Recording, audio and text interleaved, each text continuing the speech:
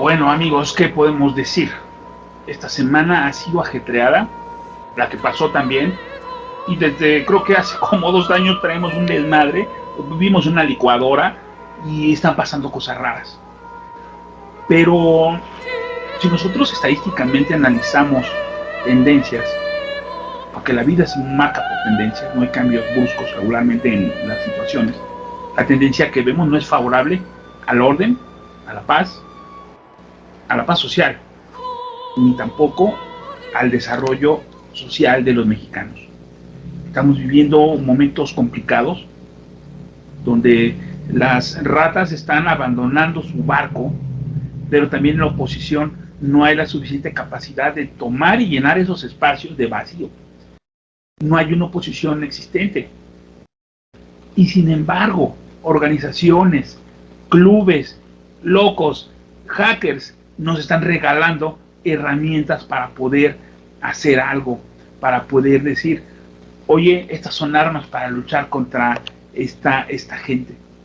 Vamos a tocar el asunto de Guacamaya Leaks y cómo es posible que quien pretende, y seguramente ya le dieron el dictamen de que nos va a cuidar como policía militar, ahora también les han metido un golazo y bajaron 4 terabytes de toda su información. También vamos a comentar de este rey del cash. Hay cosas nuevas en cada ocasión. Yo acabo de leerlo, no todo, pero hice una lectura rápida y hay cosas muy remarcables. Vamos a comentar un poquito de esas dos cosas y vamos a presentar en orden de edad, no se quedan, en orden de que llegaron a un gran individuo, un amigo nuestro, nuestro querido Carlitos Slim. ¿Cómo está, señor?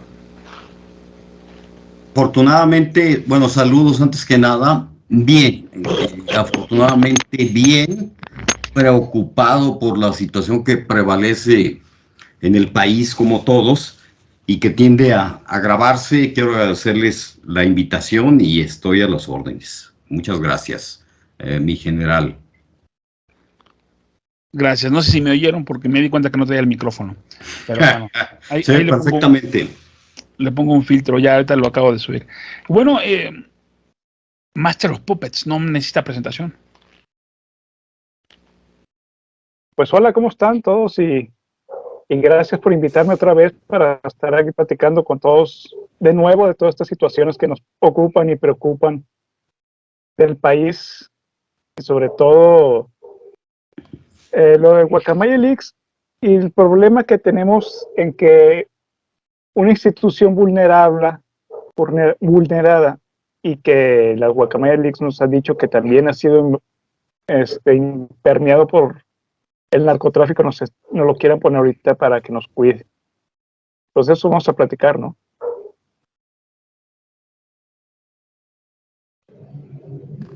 Muy bien, magnífico. Isaac, ¿cómo estás? Querido Istarre. Hola, general, buenas noches. Hola, buenas noches a todos. Agradezco muchísimo la invitación. La política es un tema que realmente me apasiona junto con otros temas como la cultura, pero la política es uno de mis temas favoritos, entonces con mucho gusto estoy aquí colaborando. Muchísimas gracias por la invitación. Es un honor para nosotros. Tú y yo hicimos el programa más bonito que tiene el canal, que fue del Art Deco. Y entonces, por eso es que tengo la confianza de invitarte.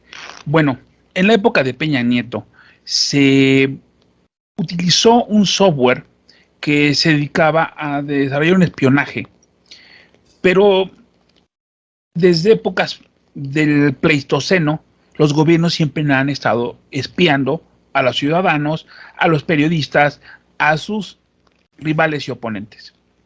Ahora, no es aceptable el que con nuestros impuestos se dediquen a hostigar, a espiar a otros individuos. Se pensó que con la ley de transparencia, con la honestidad y ahora sobre todo con un presidente que pues es un adalid de la justicia, esta clase de conductas ya no se llevarían. Mucho escándalo se hizo en el régimen de Peña Nieto por haber comprado a Israel el software Pegasus. Este software trata de encontrar brechas de seguridad en los servidores. Si nosotros tenemos nuestra máquina y tenemos el Teams de Windows por nuestro trabajo, es obvio que a través del correo vamos a tener ahí una comunicación con nuestros compañeros, vamos a poder nosotros generar trabajos, hojas de datos, guardar archivos y conversaciones como estas se pueden guardar en Teams. Y es un repositorio con una ilimitada cantidad de terabytes. Bueno, este sistema de Teams fue hackeado en Chile y fue por Guacamaya Leaks. Ellos son expertos, son grupos de hackers que se dedican a reventar gobiernos populacheros. En Chile encontraron una brecha en la actualización de una puerta de entrada a la computadora y por ahí filtraron todos los archivos del ejército chileno, donde sí hubo generales despedidos, hubo cambios importantes y dramáticos en las fuerzas chilenas. Pueden googlearlo, por favor. Pero ¿qué creen? En México también lo hicieron. Y el problema es que en México el gobierno no tiene Microsoft Teams. Tiene un pinche programa freeware de Mozilla, donde las licencias valen, creo que la licencia de 1000 computadoras vale $10. O sea, les digo que es una cosa chafa. Pero aparte, el programa de seguridad del antivirus era freeware. Entonces Guacamaya Leaks no batalló mucho. Y no crean que entró una noche oscura a vaciar esto. 4 terabytes. Bueno, si aún ahorita no tenemos toda la información, es porque las personas que lograron accesar a esto, hay muchos candados para lograr que te den una llave de esto, ¿no? Pero bajar 1 terabyte te lleva 6 días. O sea, bajar 4 terabytes es algo descomunal.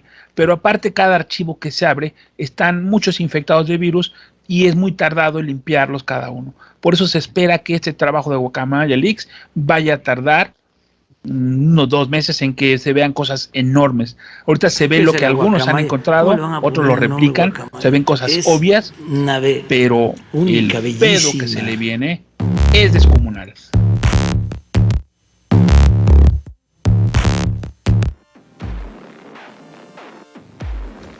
Muchas gracias, general. Bueno, ahí hay una cierta duda porque hablan de 6 terabytes equivalentes a 6,000 gigabytes y para entenderlo en números mortales son cerca de 1 millón de fotografías tomadas con una cámara 12 megapíxeles. Esto es, hablamos de 3,000 horas de video en alta definición o unos 40 millones de páginas de documentos digitales sin comprimir. Toda esta información, pues no es posible, digamos, hackearla, obtenerla, sino en un promedio de 716 horas, porque en México hay que acordarnos que la descarga promedio es de 20 megabytes por segundo, equivalente a, les digo, 716 horas. Entonces esto habla de que francamente no había un tratamiento adecuado, como bien lo mencionas, pero sí un descuido tremendo. Yo tengo versiones de otra naturaleza y les platico de cuál, y de hecho esta duda me sigue asaltando. Hay la versión, tal vez la han escuchado, tal vez no, la versión de que en realidad fueron filtrados los documentos desde dentro de la Sedena para sentar a López Obrador y su equipo. Esta versión, ¿por qué surge y a raíz de qué? Bueno, es virtualmente imposible que estuvieran 700 horas continuas hackeando los archivos de la Sedena. ¿Por qué? Pues la Sedena no tiene la mayoría de su documentación guardada en servidores. Trabajan todavía como hace, ¿qué les gusta? 50 años, 40 años. Muchos de los documentos existentes ni siquiera estaban impresos en una impresora normal de tinta, sino en hojas hechas a máquina, por increíble que parezca. Pero, ¿cuál es este trasfondo? Bueno, el trasfondo podría ser en primera instancia una pelea interna dentro del sistema político para, pues, encaminar a López Obrador al desastre, más del que ya trae. Exhibir sus corruptelas. Revisaba yo hace unos minutos precisamente los Twitter o los tweets de Guacamaya, y hay información que está en la red que nadie ha mencionado, involucrando a prácticamente todos los personajes del equipo cercano de López Obrador en muchas corruptelas. Inclusive se habla, por ejemplo, del Culiacanazo, con más datos a fondo, y se señala que ya tenían conocimiento de que iba a ocurrir, pero pues nadie dijo nada, entre otros hechos que sabían que iban a ocurrir.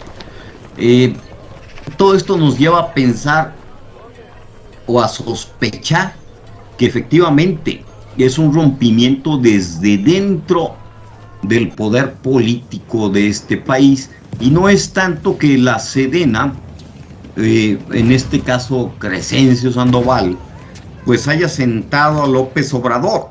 No, acuérdense que Sedena funciona en cofradías, esto es, pues son grupos de generales. Crescencio no las trae todas consigo, no tiene el mando total en la Sedena, y luego entonces aquí se abre una brecha, en el sentido de que Crescencio, desde mi parecer, pues está viendo únicamente el escenario que le sembró quizá otro grupo más poderoso desde Sedena. ¿Por qué? Bueno, pues la versión inicial es de que Crescencio tiene todo el poder y fue el que sentó a López Obrador. A mí me parece que no, que alguien sentó desde dentro del poder político por medio de Sedena y la filtración de sus documentos a López Obrador y al propio Crescencio, porque a todas luces parece increíble que toda esa documentación, y seleccionada muy específicamente de personajes de la política de México, haya sido exhibida, más lo que viene. Entonces, desde esa perspectiva, a mí sí me parece que hay un rompimiento del poder, y que este rompimiento está exhibiendo a López Obrador y a sus cercanos en todo su nivel de corrupción, como quizá nunca lo ha visto antes México. ¿Y qué estamos viendo? Bueno, el amor al dinero, el amor al poder, la corrupción, la colusión, un gobierno que en verdad no está sirviendo al ciudadano. ¿Qué se puede esperar? ¿Qué vamos a ver? Todo. Están exhibiendo en sus entrañas a un gobierno que en realidad pues trabaja para sí mismo y trabaja quizá para otros gobiernos internacionales, y pues vemos a quizá un López Obrador que es instrumento, a un Sandoval que es instrumento de alguien más, pero que ya no están en la gracia de quienes deben de estar. Esa sería mi visión muy particular. ¿Y por qué? Se los digo, pues no son nada más especulaciones. Esto ya lo han analizado muchos círculos políticos, muchos círculos económicos, y la conclusión es la misma. Hay un rompimiento al interior del gabinete, del equipo de López Obrador, del equipo político de este país, y lo que vemos de este escándalo con las guacamayas y la información no es más que la punta de la madeja, y esperemos cosas peores que se vayan a exhibir de este individuo que está en Palacio Nacional, dañando a México quizá como nunca antes, y lo único que le está quedando es negar todo, hacer espectáculo, hacer su show mañanero y negar todas las acusaciones, al grado de que está mordiendo literal a sus mismos testaferros, como era Proceso. Hoy tuvo un desencuentro precisamente con Proceso, le preguntaron respecto a muchos temas y a la exhibición que hacía Proceso de Adán, que había dejado a 2 herederos ligados a un cártel del narcotráfico, y pues dijo que no iba a hablar de ese tema, que porque eran politiquerías, ustedes saben, a descalificar siempre y echarle la culpa al capitalismo, a los conservadores, que Proceso ya es conservador, etc. Eso es un síntoma. Para mí lo trascendente quizá va más allá. ¿Y cuál es lo que está más allá? Bueno, que le exhibieron una parte de su documentación, porque recuerden ustedes que cuando se fue Peña Nieto se llevó consigo los famosos videos que habían obtenido precisamente con el Pegasus de López Obrador, ¿sí? Que fue, digamos, el seguro de vida, o es el seguro de vida, entre comillas, político de Peña Nieto. ¿Qué viene? Pues cosas peores para López Obrador. No podemos esperar más, y entre otras cosas, pues están saliendo a la palestra el verdadero rostro de quienes nos están desgobernando y dándole en la torre a este país. Para nuestra desgracia, pues el 90% de los mexicanos siguen dormidos ante esta realidad, o adormilados, o no quieren reaccionar porque están en su punto de confort. Pero toda esta documentación de las guacamayas extraída de Sedena, insisto, pues más parece una filtración que una extracción. Y si fue una filtración, estamos observando el rompimiento del poder político que decía López Obrador que era inexpugnable. Esta es mi visión, general Isaac Manuel. Qué recontra madrazo le acabas de arrimar ahorita al pinche peje. ¿Qué tal, Manuel? Te la dejaron votando. Remátala a gol. No, y yo creo que tiene mucha razón, Carlitos, porque si nos fijamos, las filtraciones, digo, todavía falta mucho por salir, pero las filtraciones son a partir del 2018 para acá, y sobre cosas nada más de lo que ha sido el gobierno de López Obrador. No ha sido nada más. O sea, muchos chairos esperaban que sacaran, al principio decían, ay, espérense que salga también lo de Calderón y lo de Fox. A Peña Nieto no lo tocan ni ellos, curiosamente, pero esperaban que salieran todo eso, y cuando vieron que no iba a salir nada de Calderón ni de Fox, igual que López Obrador, empezaron a minimizar todo, y López Obrador dice, no niega que las cosas sean verdaderas, simplemente las minimiza, no les quiere dar importancia, como lo comentaba Carlitos de Dan Augusto, que, oye, lo están ligando directamente al cartel Jalisco Nueva Generación, y por cosas mucho menores que esas en cualquier país democrático ya lo hubieran corrido desde cuándo, y ahorita es interlocutor y es corcholata y es de los que están más adelantados para la carrera de la presidencia, etcétera, etcétera. O sea, imagínense en qué país estamos ahorita viviendo. Es realmente patético. También tenemos la situación de que en los Guacamaya Leaks han salido las conexiones del ejército con los Zetas, con el cartel de Sinaloa, que les pagaban, que los cuidaban, que les transportaban sus mercancías, etcétera, etcétera. Y como dice Carlitos, yo creo que es más bien una confrontación dentro del mismo ejército, dentro del mismo equipo de López Obrador. Una lucha por el poder, porque López Obrador ya lo están viendo como que se va.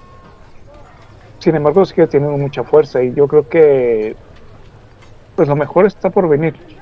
Yo quisiera poner esta situación de los Guacamaya Papers en un contexto como integral, mundial.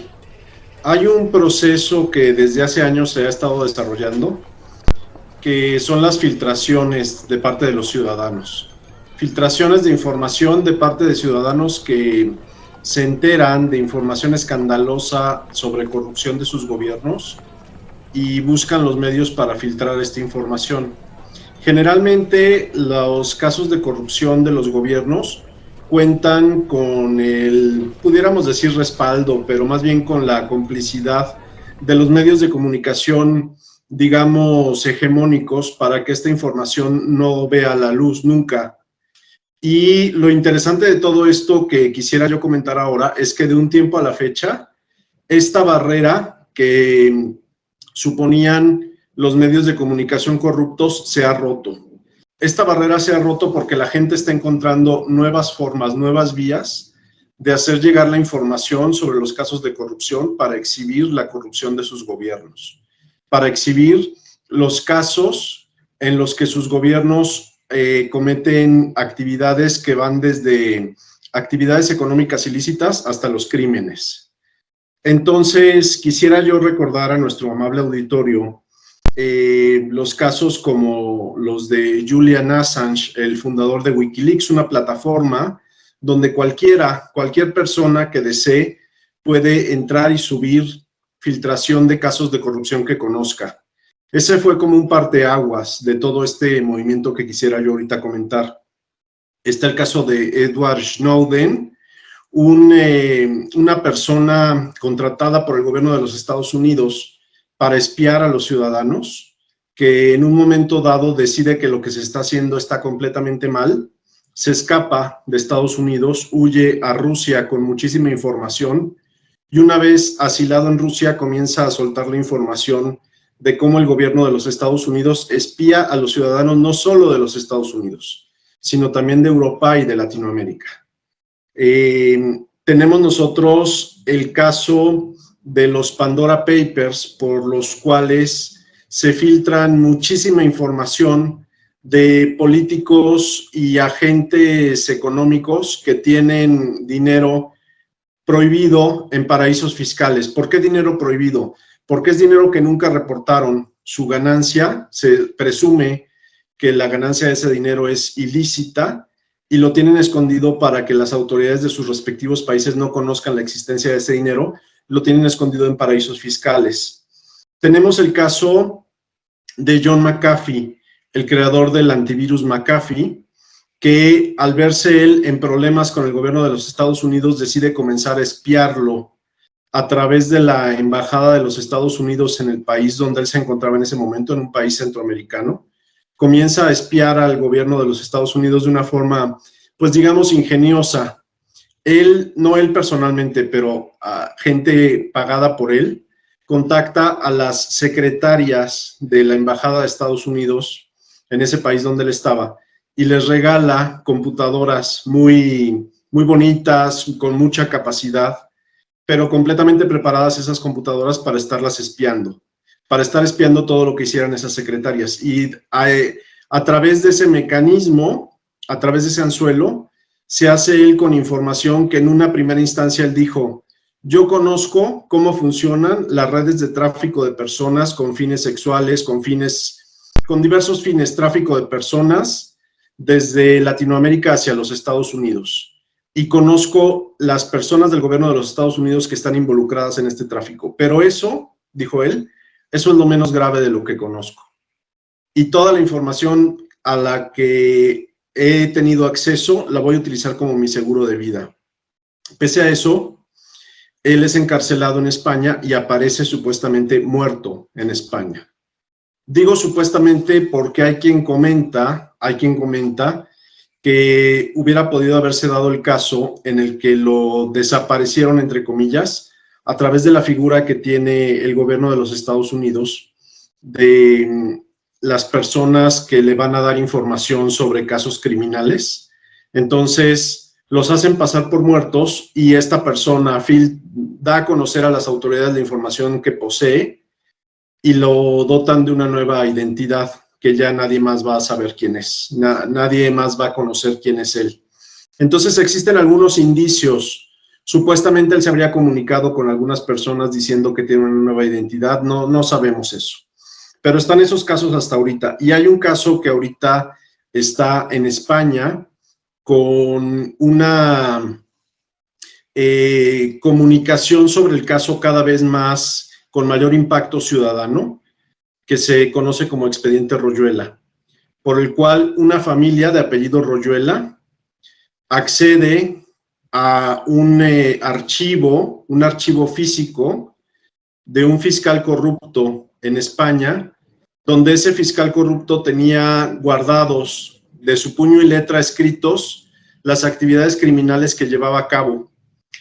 No solo ese fiscal corrupto, sino toda una red de personajes políticos, de actores económicos y de medios de comunicación en España. O sea, toda una cadena de corrupción que pasaba no solo por la política, sino, como ya dije al principio, por los medios de comunicación precisamente para tapar la información.